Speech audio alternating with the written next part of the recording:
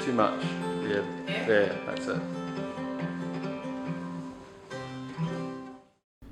Hi, welcome to the 13th floor. I'm Marty Duda, and today we have Kim Richey with us, direct from Nashville, via Brisbane, and now you're here. Yeah. How was the trip? It was pretty long. Yeah. It seemed long at the time, and it's one of those things, and then when they said we were getting ready to land, you just went, wow, that wasn't so bad, right. After it was all over. Yeah, I've made the trip a few times, and yeah. You know, it looks daunting when you're going to do it, but then it's after it's over. She's got to do it. So you're here to play 3 dates in New Zealand, and you're here early because you're going to kind of travel around and get a feel for the country, which is unusual. A lot of people just kind of come in, play, and then skedaddle out. So that's a long way to come. Yeah, I know. Just to play and skedaddle. So what are you planning on seeing while you're here?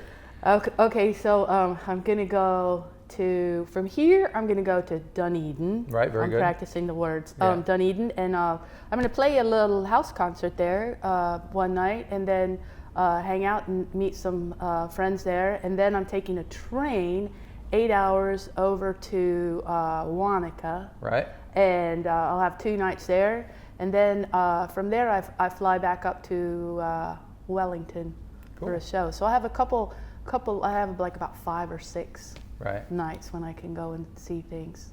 So I've already been to the museum so far today. Man, that was quick. First day, yeah. That's pretty good. Can't remember the last time I've been to the museum, so you're ahead of me.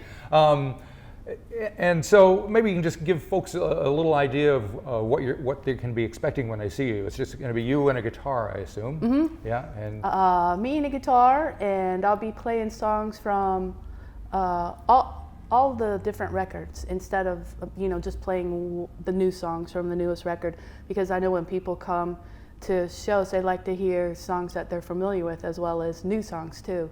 So I usually try and play a little bit from all the records. Right. So and then tell some stories about the songs. Oh, cool. You can tell us a story while you're here, because you're going to play a couple of songs for us. And, okay. And I believe one of the ones you're going to play is the title track to Thorn in My Heart, your most recent album. Mm-hmm. And I'm kind of curious about that album because you have a guy on the record who played here last year who, in my opinion, played the best concert. I go to lots of shows. I reviewed over 100 shows last year, and Jason Isbell was definitely my pick for the one. He's great. Yeah.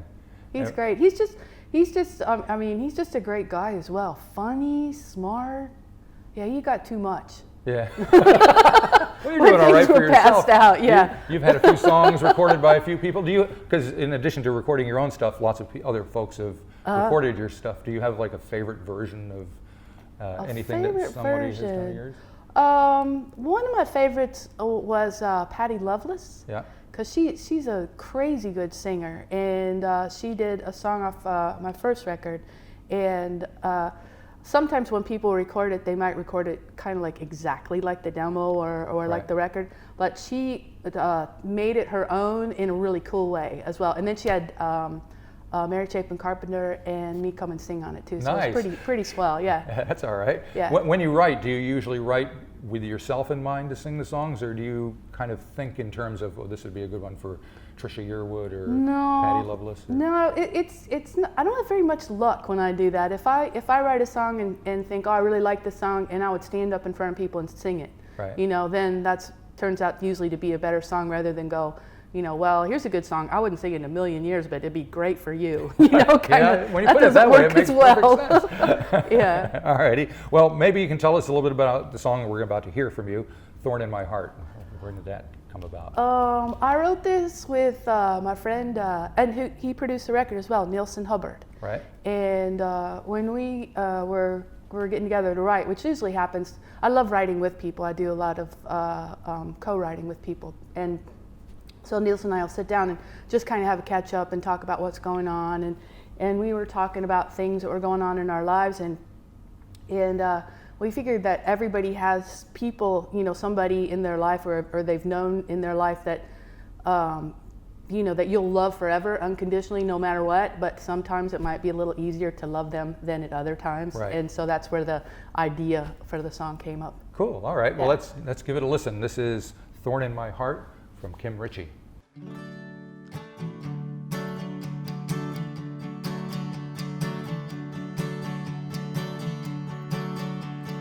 come to my house in the middle of the night.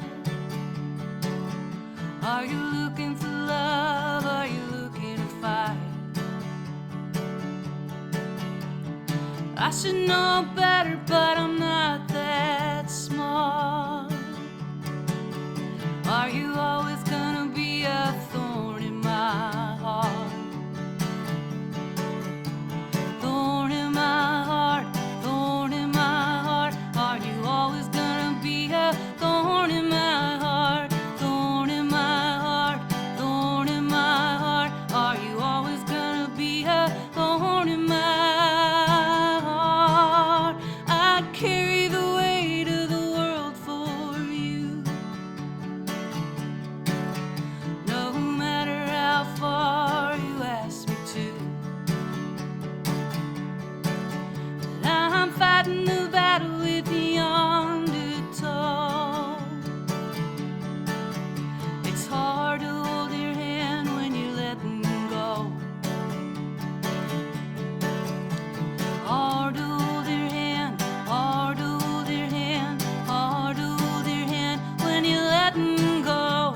Hard to hold your hand, hard to hold your hand, hard to hold your hand when you're letting go.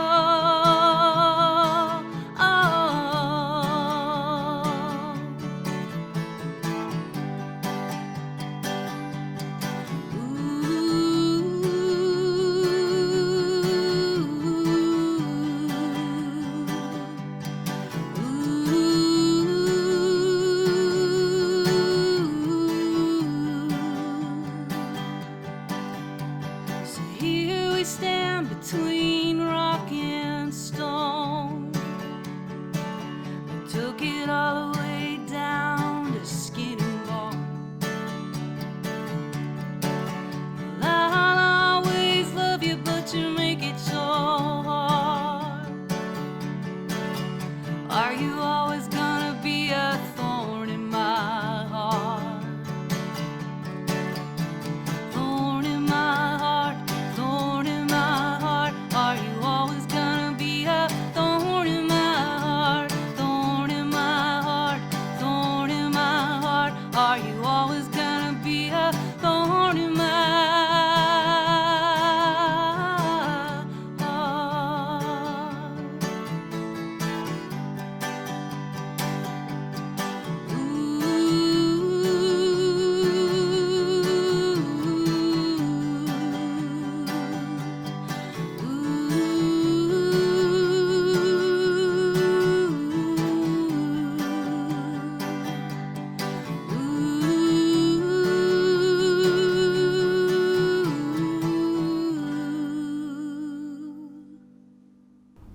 Alrighty, we're back with Kim Richey, and we've got another song that you're going to play for us before you head out on your big adventure to New Zealand. But I was curious, you mentioned that song that we just heard, Thorn in My Heart, was a co-write, and you tend to write with a lot of people. Why do you choose to do that rather than write on your own? Well, when I first started writing, I always wrote on my own. And then when I went to Nashville in '88, I wrote with a good friend of mine, and was kind of learning about that. And the co-writing thing works for some people and not for others. It works really well for me if you really connect to the person that you're writing with. That's really important, because it can be, it can be like a really bad blind date. Right. And just really uncomfortable. But when you find somebody that you really get on with, that's the most important thing.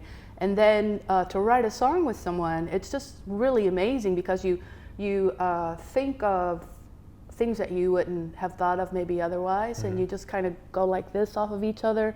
And and I love it. And when it's all finished, and if something good happens to you and you're all by yourself, it's like, well, that's really good. But if there's somebody there to share it with, then it's really great. Right. So I've just had a really good time writing with people, and it's kind of the better part of my social life, really. I mean, I do that a lot. Right. And then I spend a lot of time on my own when I'm not writing and performing and stuff. Now, speaking of your social life, No, we won't go too far, but I know you've been living in Nashville for a while now, right? And the television show Nashville airs here in New Zealand, and it's basically a soap opera, right? But I assume you must have seen it because you live there. Is there any relation to reality on that program? Well, I've had 3 songs on there too. Hey, that's all right. Yeah, so that's pretty good. So a lot of it is in a soap opera kind of way, you know, but I love how they talk about the writers and you know, and all that. I think of the different movies or whatever that I've seen about Nashville, I think that one comes the closest to what's going on there.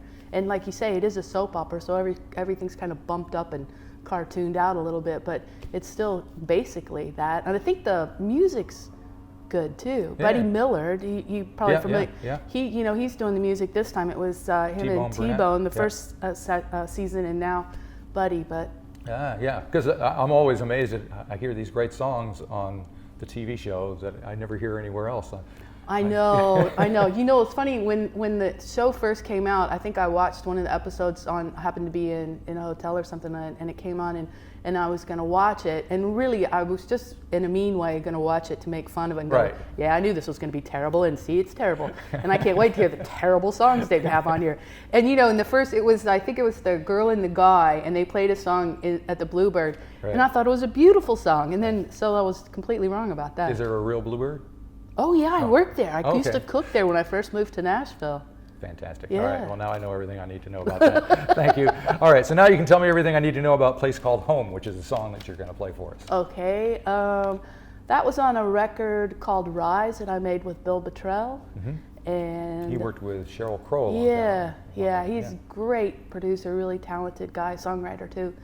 And let's see, that was used a bunch on TV and things. It was on Buffy, I think. Oh, right. And then Angel, and so I got a lot of people, coming to say hello to me on the MySpace. It was back in MySpace time. Right. And back in the day. but yeah, so a lot of people kind of learned about my music through that song, and it's a sad song, but people have really kind of latched onto it for some reason. Well, I was checking earlier today on YouTube, and I was listening to a clip, and a lot of people had seen it from Angel, and they were talking in the comments. Usually the comments are horrible on YouTube, right? But on this particular one, all of them were just talking about how they cried their eyes out hearing this song. So they connected somewhere. Oh, yeah. Alrighty, well, good luck with your trip around the country. We'll see you at the Tuning Fork when you get back up here in a little bit. And in the meantime, this is Kim Richey playing Place Called Home.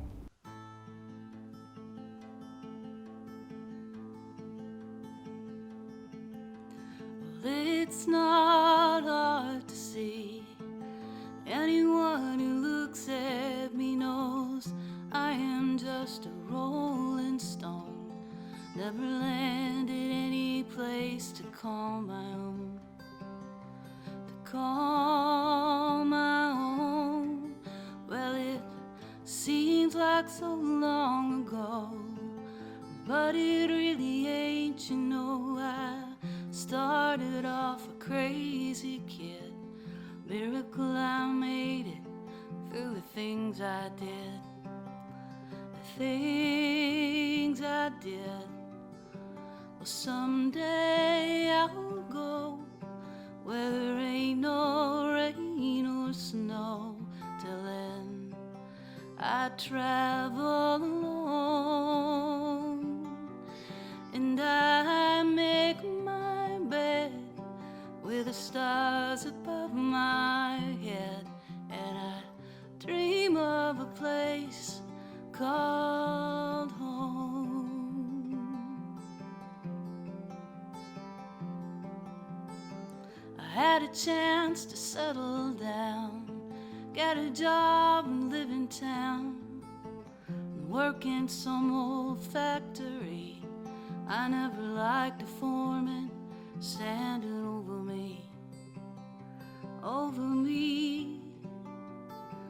Oh no, I'd rather walk a windy road, rather know the things I know and see the world with my own eyes. No regrets, no looking back, no goodbyes. no goodbyes. Someday I'll go where there ain't no rain or snow. Till then I travel alone, and I make my bed with the stars above my head, and I dream of a place called home.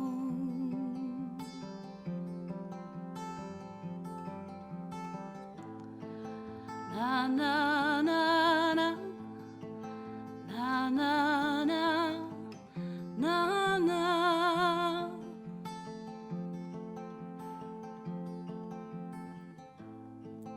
Na na na na, na na na, na na, na na, na na. Yes, someday I'll go where there ain't no rain or snow. Till then I travel